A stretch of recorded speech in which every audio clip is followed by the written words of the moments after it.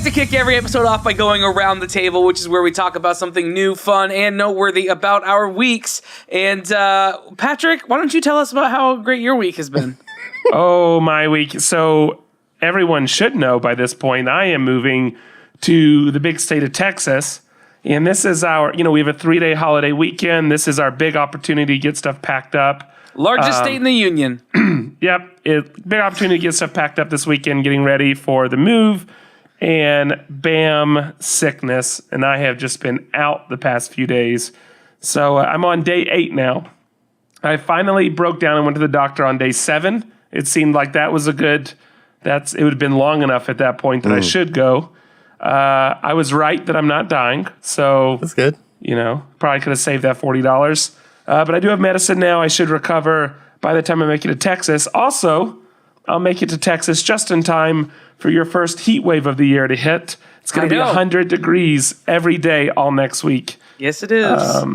It's going to be 105, I believe, on Friday.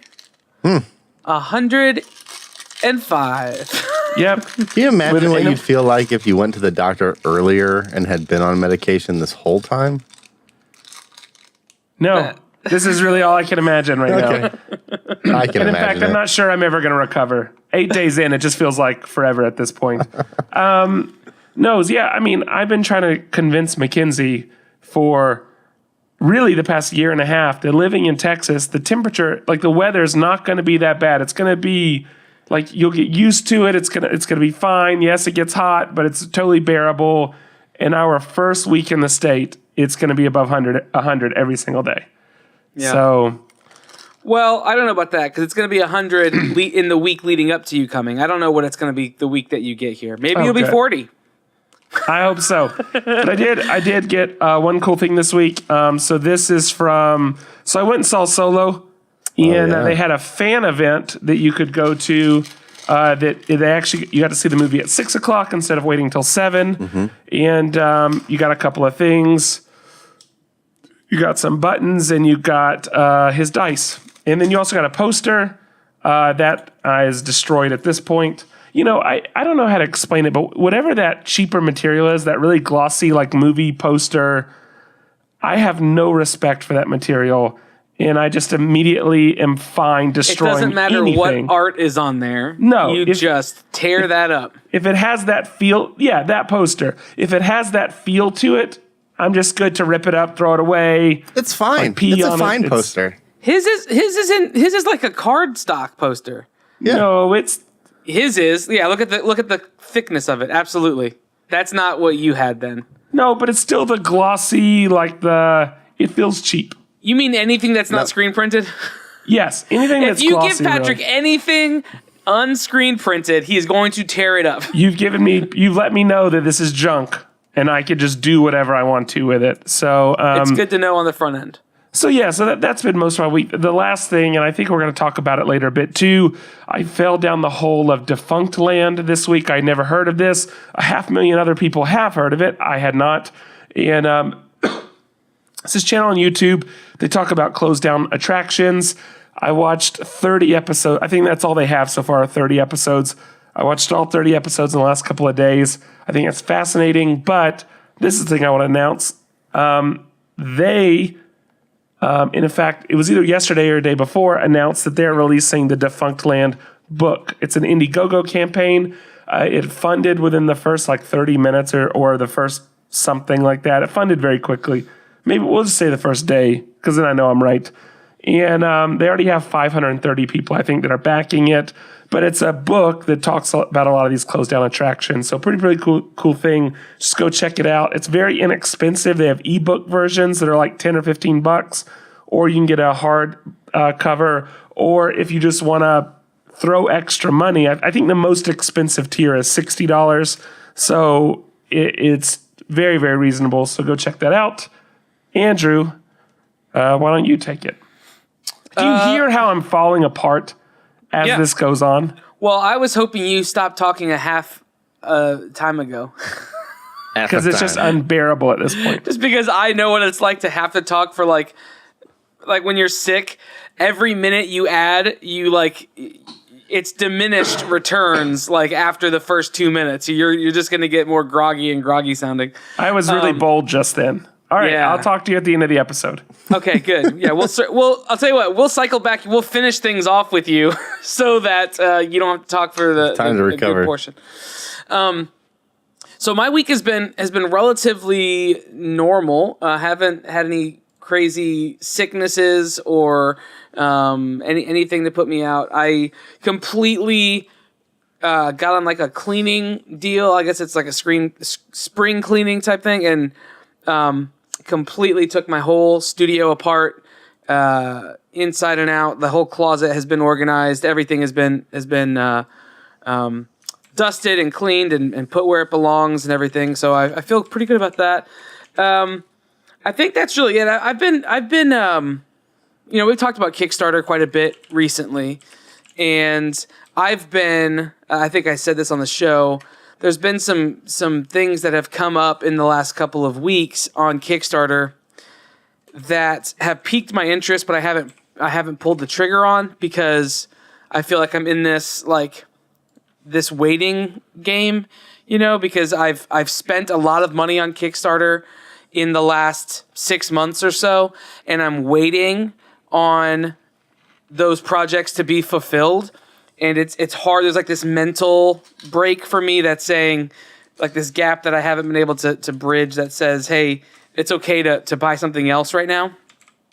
That was until I found this game that I had been kind of eyeing, and I hadn't even, like, I went back to it, and I went away from it, and I went back to it, and I went away from it, back and forth for probably about 2 weeks, until there was about 3 hours left in the campaign. And when there were 3 hours left in the campaign, I finally decided I was going to pull the trigger and buy the game. But here's the problem.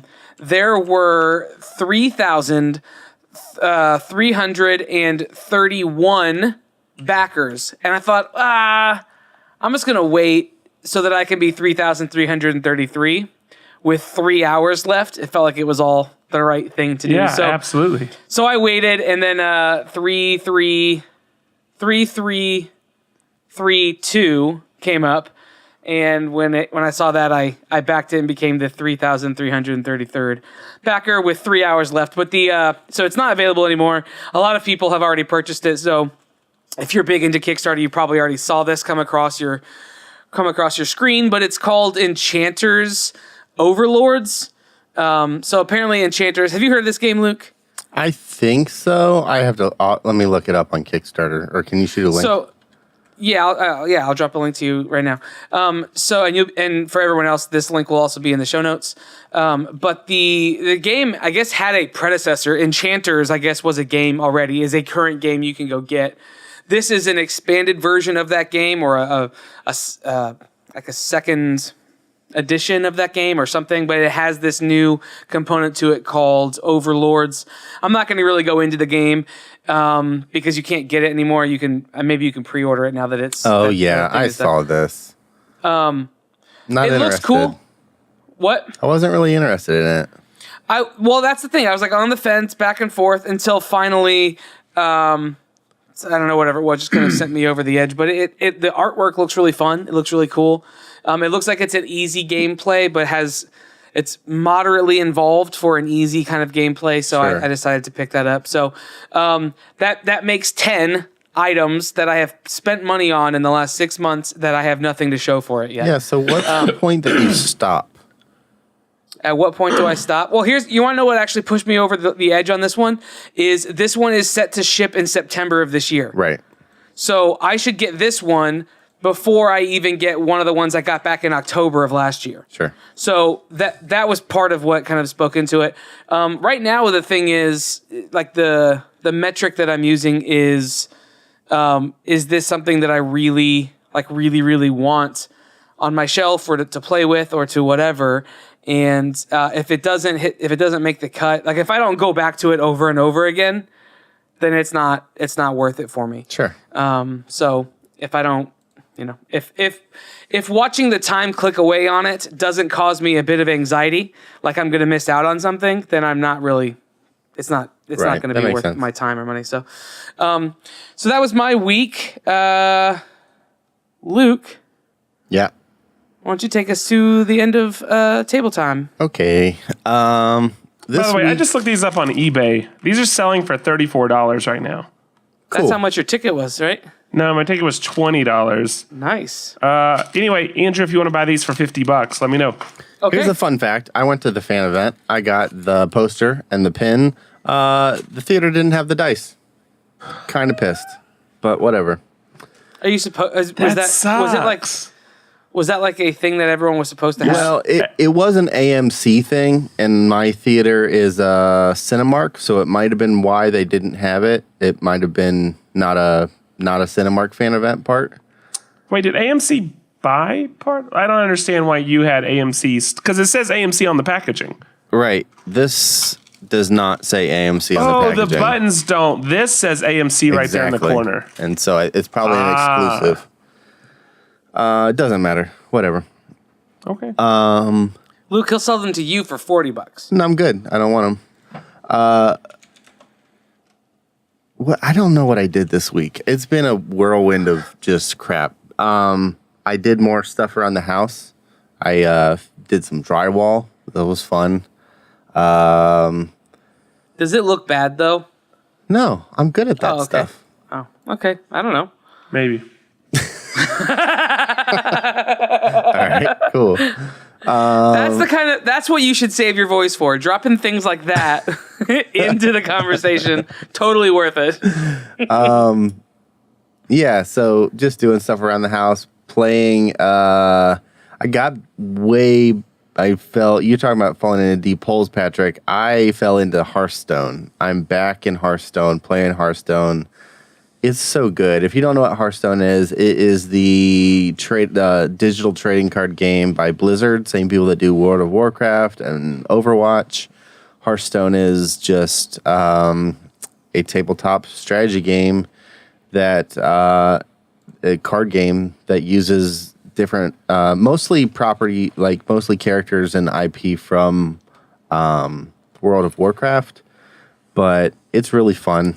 And it's completely free to play. You can download it and play it for free. You can buy packs if you want to buy packs to like get more cards and get newer stuff. You can do that, but for the most part, you can just play for free, and it's really fun. The boys they each started accounts. It's simple enough that they kind of know how to play it. I figured that would be a good way to introduce like a little bit more in-depth strategy into games with them. Rather than have them try and understand something like Terraforming Mars or Scythe or some of those that are a lot more heavy strategy. Things like they already know King of Tokyo and strategy like that.